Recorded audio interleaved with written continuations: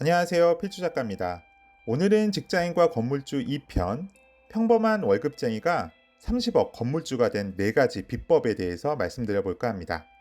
혹시 1편 안 보셨나요? 1편은 제가 어떻게 건물주가 되었는지에 대해서 말씀드렸습니다.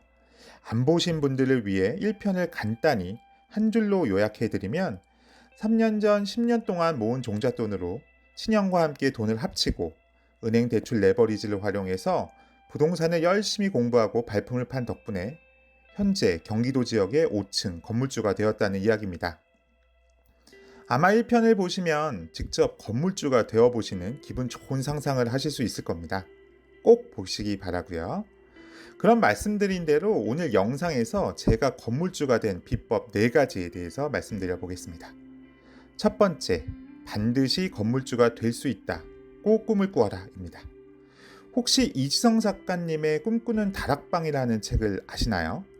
이 책의 결론을 한마디로 R=VD라는 공식입니다.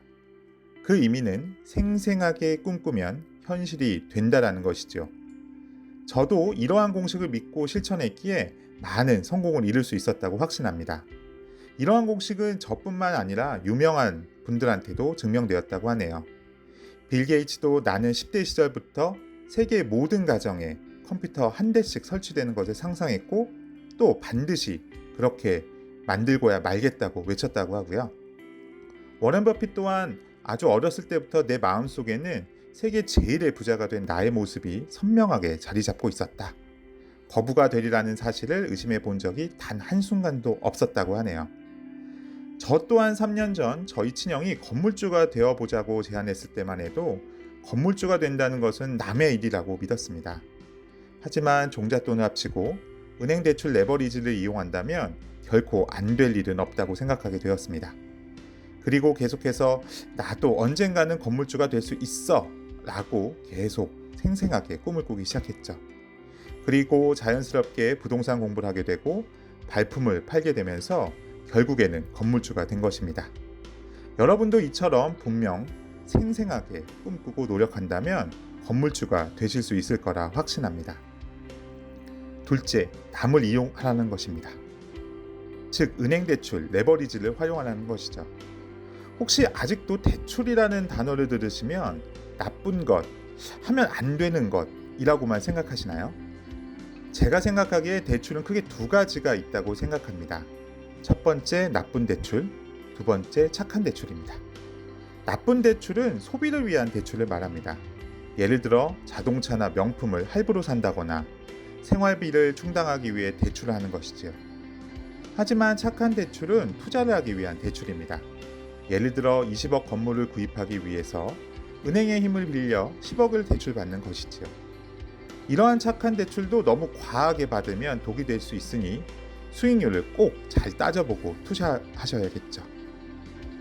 아마 수많은 건물들을 소유하는 건물주 분들 중에 은행에서 대출 없이 온전히 자기 돈으로 투자한 사람은 거의 없을 거라 생각되네요.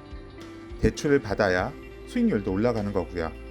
대출 레버리지 효과는 제가 다음 편에 자세히 말씀드려 보겠습니다. 셋째, 공부와 발품이 답이다. 이 부분은 제가 1편에서 강조했던 사항입니다. 즉, 부동산은 매년 정부 정책과도 매우 연관이 되어 있고 세금 부분도 매우 복잡하기에 많은 공부가 필요한 것이죠. 또한 건물의 모양과 위치, 세입자가 누구냐에 따라서 가격도 제각각 다르고요. 성공한 건물주분들이 돈이 많이 있어서 성공한 것 같아 보이지만 막상 저도 건물주가 되어보니 저는 결코 쉽게 건물주가 되었다는 생각은 안 드네요. 아마 그들도 분명 종잣돈은 기본이고 많은 공부와 고민, 발품을 팔았을 것이라 생각됩니다.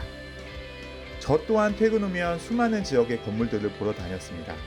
서울은 물론이고 인천, 성남, 의정부 등을 돌아다니며 발품을 판 덕분에 소위 감을 얻게 된 것이죠. 이러하듯 세상에 공짜는 없기에 열심히 공부하고 발품 파는 것이 가장 중요한 것입니다. 그리고 마지막 4번째, 여럿이 돈을 합쳐 큰 물건에 도전하라는 것입니다. 1편에서 말씀드렸듯이 저는 저희 친형과 같이 종잣돈을 합쳐서 같이 분석하고 같이 상의하면서 같이 투자했습니다. 한 명이 단독으로 투자하는 것보다 여러 명이 종잣돈을 합쳐 투자하는 것이 훨씬 이득이 됩니다. 예를 들어 볼까요? A라는 사람이 종잣돈이 3억을 모았다고 치면 그가 은행에서 70%만 대출 받아도 단지 약 10억짜리 물건밖에 못 사겠죠. 10억짜리 건물도 분명 있긴 합니다. 하지만 그리 선택의 폭이 많지 않을 것 같네요. 하지만 B라는 사람이 본인의 종잣돈 3억과 함께 친형의 돈 3억을 합쳐서 6억을 공동 투자한다고 가정한다면 그도 약 70%의 대출을 받는다면 약 20억짜리 건물을 살 수 있겠네요. 결코 비싸다고 좋은 물건이고 결코 싸다고 안 좋은 물건이 아닙니다. 하지만 종잣돈을 함께 모은다면 건물 투자의 폭이 넓어질 수 있겠네요. 이러한 장점도 있지만 공동명의의 경우 세금적인 측면에서도 많은 효과를 얻을 수 있습니다. 이 부분도 나중에 설명드려 보도록 하겠습니다. 어떠신가요? 제가 말씀드린 부분이 그리 특별하지 않으실 수도 있습니다. 하지만 저는 이렇게 4가지 비법을 적절하게 사용하고 투자를 감행했기에 현재 30억 가치의 건물을 소유할 수 있게 되었네요. 지금도 이러한 4가지 비법의 원칙을 믿고 추가 투자할 곳을 찾아가고 있습니다. 분명 건물주가 된다는 것 자체가 힘들고 어려울 수 있습니다.